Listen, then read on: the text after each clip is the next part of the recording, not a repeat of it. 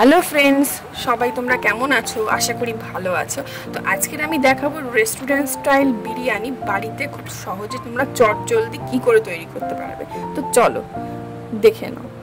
প্রথমে একটা pressure cooker নেব, তাতে কিছুটা জল নেব 2 কাপ মতো। তারপরে 1 টেবিল স্পুন মতো টক দই নেব, আর তাতে একে একে আলুগুলো দিয়ে দেবো। তারপর আলুগুলো দেওয়ার ঠিক পরে বিরিয়ানির মশলা দেবো। বাজারে অনেক রকমের ব্র্যান্ডের মশলা পাওয়া যায়, কিন্তু আমি স্পেশালি এই মশলাটাই প্রেফার করি, কারণ এর অ্যারোমাটা খুব সুন্দর আসে। বিরিয়ানির যে একটা অথেন্টিক অ্যারোমা, সেটা খুব ভালো আসে। আপনারা যে কোনো মশলা ইউজ করতে পারেন। তারপর একে একে নুন দিয়ে দেবো, তারপরে হলুদ গুঁড়ো দেবো পরিমাণ মতো। তারপরে আমি রসুন আর লঙ্কা একসাথে বেটে রেখেছিলাম, সেটা দিয়ে দেবো। তারপর আদা বাটা দেবো, আর তারপরে প্রেসারের ঢাকনাটা দিয়ে দেবো। সিটির জন্য ওয়েট করবো, যাতে আলুগুলো সিদ্ধ হয় এবং জলটা বসে যায়। ততক্ষণে চলো চিকেনটা ম্যারিনেট করে রাখা যায়। তার জন্যে চিকেন, তারপর টক দই, তারপর সেই রসুন আর লঙ্কা বাটাটা দিয়ে দেবো, আর তারপরে আদা বাটা। জেনে রাখবেন, আদা রসুন বাটা একটু বেশি লাগে বিরিয়ানিতে, তাই বেশি করে পেস্ট রাখাই ভালো।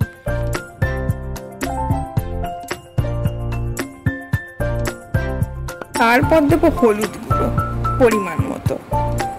তারপর আবার সেই বিরিয়ানির মশলাটা দিয়ে দেবো।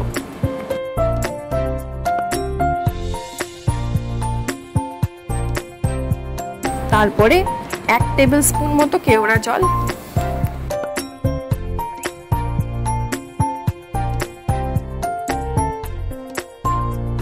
1 টেবিল স্পুন মতো রোজ ওয়াটার দিয়ে দেবো।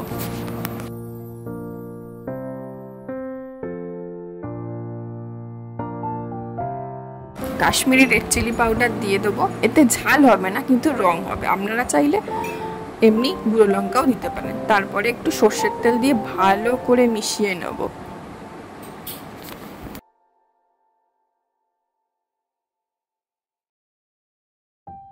এরপরে এই ম্যারিনেটেড চিকেনটা ঢাকা দিয়ে 1 ঘন্টা অথবা ওভারনাইট রেখে দেবো। ইতিমধ্যে বিরিয়ানির আলুটা অলমোস্ট সিদ্ধ হয়ে গেছে, তো এবার আমরা নামিয়ে নেব। আর তারপরে বিরিয়ানির রাইসটা তৈরি করা শুরু করে দেবো। হাঁড়িতে একটু লেবুর রস জলের সাথে মিশিয়ে নেব, তারপরে নুন, তারপর একে একে সাদা তেল, আর তারপরে বিরিয়ানির মশলা দিয়ে দেবো। আপনারা চাইলে গোটা মশলাও ইউজ করতে পারেন, এটা সুবিধা হয় বলে আমি বিরিয়ানির মশলাটা দিয়ে দিই। এটা এমনি মশলা বিরিয়ানি। তারপরে একটু সাদা তেল দিয়ে নেব। এই প্রসেসটা এই জন্যেই, কারণ বিরিয়ানির ভাতটা ঝরঝরে হবে। এইবারে 1 ঘন্টা জলে ভেজানো বাসমতি যে রাইস, বিরিয়ানি রাইস, সেটা দিয়ে দেবো। জলটা ফুটছে, ফুটন্ত অবস্থাতেই দিয়ে দেবো।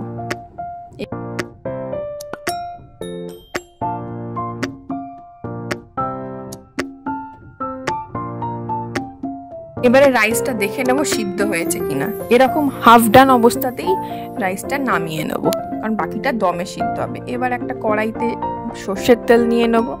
তেলটা গরম হলে আলুগুলো, এই সিদ্ধ করা যে আলুগুলো, ভেজে নেব।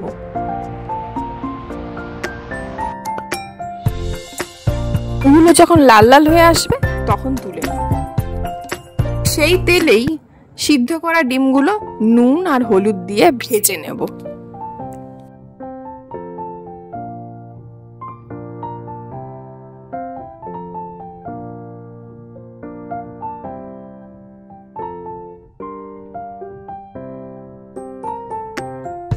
গুলো অল্প অল্প ভাজা হয়ে এলে তুলে নেব।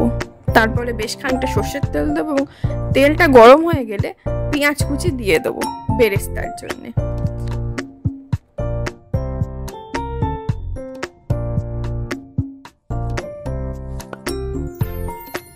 তারপরে কাঁচা লঙ্কা কিছুটা দিয়ে দেবো। তারপরে ভালো করে একটু ভেজে নেব, একটু লাল লাল অবস্থায়, পেঁয়াজগুলো যাতে গলে যায়। আর তারপরে আদা রসুন পেস্ট দিয়ে দেবো। বেরেস্তার ফ্লেভারটাকে আরো দ্বিগুণ করে দেয়। তারপর একে একে হলুদ গুঁড়ো, কিছুটা নুন স্বাদ মতো দিয়ে দেবো। তারপরে কাশ্মীরি যে রেড মির্চ পাউডারটা ওটা দিয়ে দেবো। আর তারপর আবারও বিরিয়ানির মশলাটা দিয়ে দেবো। এতে বেরেস্তার টেস্টটা আরও বাড়িয়ে দেয়। তারপরে ভালো করে একটু ভেজে নেবো এবং আবারও স্বাদ মতো একটু নুন দেবো।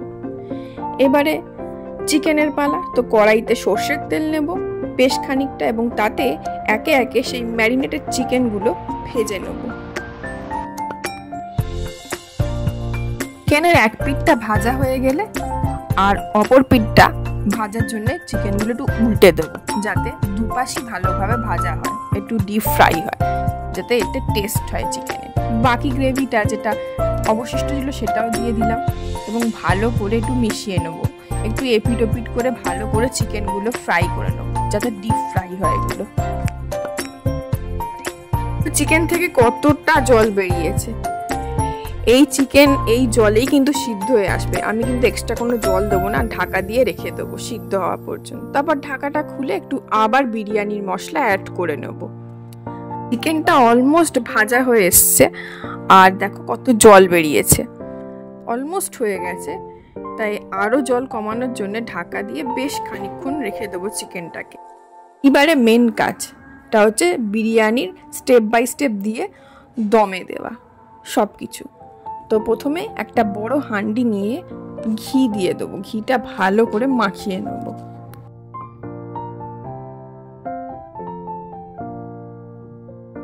চিকেনের যে গ্রেভিটা ছিল তার কিছুটা দেব।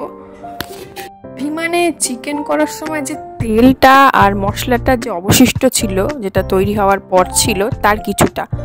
আর তারপরে রাইস দেব। আমি একটা স্টেপেই বিরিয়ানিটা করব খুব তাড়াতাড়ি। আর তারপরে বেরেস্তা দেব।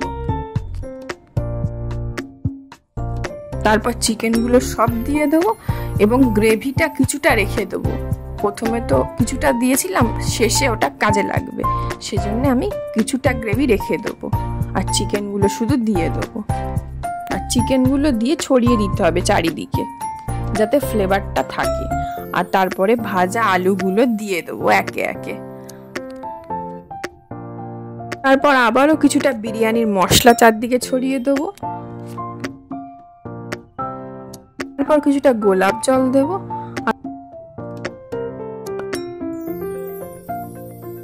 তারপর খুব অল্প পরিমাণে কেওড়া জল দেব।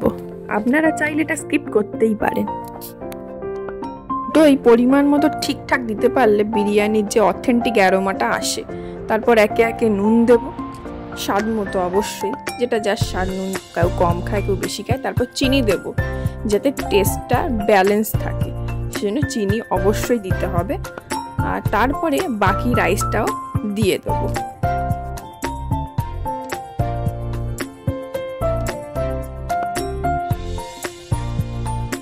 তারপরে চিকেনের যে বাকি গ্রেভিটা ছিল সেটা দিয়ে দেবো। আর তারপরে যে বেরেস্তাটা ছিল সেটাও দিয়ে দেবো। ধনেপাতা কুচি দিয়ে দেবো। যদি আপনাদের না পছন্দ হয় ধনেপাতা ফ্লেভারটা, আপনারা নাও দিতে পারেন, আপনারা স্কিপ করতে পারেন এই স্টেপটা। আমার পার্সোনালি ধনেপাতা খুব পছন্দ ফ্লেভারটা, তাই দিই। তারপর একটু বিরিয়ানির মশলা দিয়ে নেব।